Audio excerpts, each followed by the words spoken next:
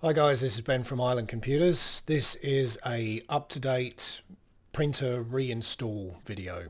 95% of the calls that I get every week are people complaining that their printer has gone offline and they can't get it to work. And again, 95% of the time, the easiest way to get it working again is to just delete the printer, uninstall it, and then add it again. Literally that works almost every single time. So it's very hard for me to help people with other issues when I'm just trying to field this. So hence this video. This is a refreshed one because the audio wasn't very good on the original one, but also people couldn't see what I was doing because it was on my bigger monitor. So I'm going to do this on a slightly smaller monitor so you can see it a bit more easily. But as long as you're listening, you should be able to follow the steps pretty easily. So the machine that I have is Windows 11, but it's pretty much the same for Windows 10. And I'll go over Apple just at the end.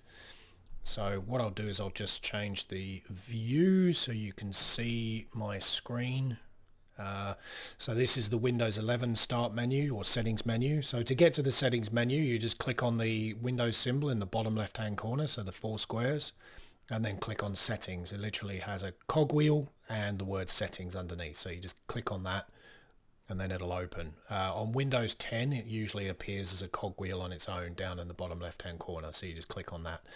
It'll open. It does look slightly different to this, but the menus down the left hand side are the same. I would encourage people, if they can, to upgrade to Windows 11 because it's technically just a reskin of Windows 10, but it's a better version. It just looks a lot better. It's easier to navigate. Although I'm not actually a fan of this settings menu. I prefer the control panel, which is the original from Windows 7, so this one with all of these different icons. But unfortunately, when you try and open certain things within here, like devices and printers, it just takes you to Windows anyway, so to the settings menu. So when you're in the settings menu, you just click on Bluetooth and devices on the top and the left, and then there's all the stuff that entails, which is a bit of a broad spectrum, unfortunately. So that title, Bluetooth and devices, is not really, it's not the right choice, to be honest. So hopefully Microsoft update that at some point. But anyway, the area that we're after is here, printers and scanners. So we just want to click on here. Now I have a Brother printer and an HP printer installed. The HP has a scanner, but the Brother doesn't. The Brother's my default printer because it's in my office, and that's on a network. And this one is networked as well, but that's in the house. So if you have a printer with a USB cable plugged into your computer, the easiest way to fix the issue for you is just to pull it out of the port that it's in at the moment, the USB port, and then plug it into a different one. 95% of the time, again, Windows will just go, oh yeah, there's a printer, and it will just put it back online again. It's just the print server on Windows 10 and 11 is basically, and well actually 8 and 7, is the same one from Windows 2000. It got hacked last year. Microsoft patched it, but they still haven't fixed it. So it's horribly unreliable. So this, the printer's going offline. As I say, it happens all the time, so it's best for you to know how to fix it, because phoning me and asking me to come round to do it, it's too hard. I just can't do it. All that time that it takes me to have to go around to people's houses, it's just so much easier if you actually just know what to do. And this takes 5 minutes minimum. Might be a minute for you to fix it once you actually get proficient at it. And believe me, you're going to do it quite a number of times because it's going to just go offline whenever it feels like it, unfortunately. But it's not the printer. Most of the time the printer is not the faulty product. It's just Microsoft. It's just the Windows print server that is having a bit of a moment. So let's just go through the motions. So there's the HP printer. We'll just hit remove, click yes, job done. Then you just click add device again at the top. And there you go. So you can see the option is here for the HP printer. The Brother printer is showing up again, but I'm not going to install it this way because unfortunately Brother printers have the worst drivers on the planet. So I usually install it manually rather than through here. The other printer drivers that are pretty bad are Canon as well. I find those to be incredibly unreliable. So the best printers to have is probably HP really, and Epson. Those two are great. If you get a Fuji Xerox, yeah, good luck with that. You're going to have to install it manually. Those are corporate and small business printers, so people shouldn't be using them for home use, to be honest. So yeah, there's the HP printer. So we just click add. Speed of the install may be different for some people. My machine is very quick, so that'll be why it just installed straight away.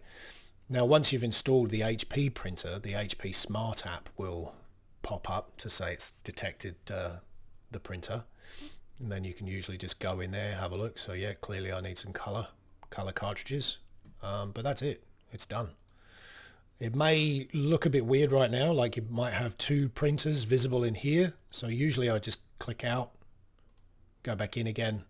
There you go, it's gone. So now we only have the one printer there. So if you want to test it to make sure it works at this point, you can click on print test page, and that'll send a test page to the printer. Have a look, just make sure it's okay. I don't know why the Microsoft decided to take some of the colors out of the test page. It only really prints in blue and black now. It doesn't use any yellow or magenta, but that would be helpful because then at least you could tell if you've got any issues with your color.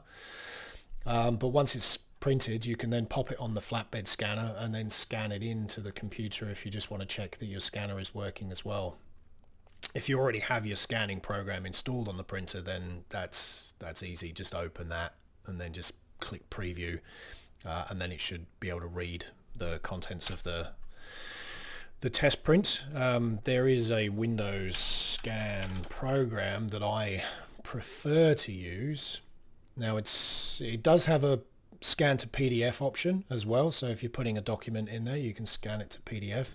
It won't show up for me right now because it's just checked the scanner and it's detected there's nothing there, but you will get an option down here for the file type to be PDF. So if you need to scan something to send to a hospital or some illegal company or whatever, then that's the way they want to have it. They want it as a PDF. They don't want it as a JPEG or a PNG or anything like that. If you're scanning a family photo or something else that's a picture basically, then the best thing to do is JPEG, to be honest. PNG you can use, which is a sort of a better form of picture, but most people are fine with JPEG. But there you go, that's working. And that's it. That literally is it. You just delete the printer. Sometimes you have to reboot your computer and then go back in and then add it again, because the print server, as I say, is a bit dumb and it does forget to remove the drivers or where that printer was. But most of the time you can just remove it, add it again, and then it just works.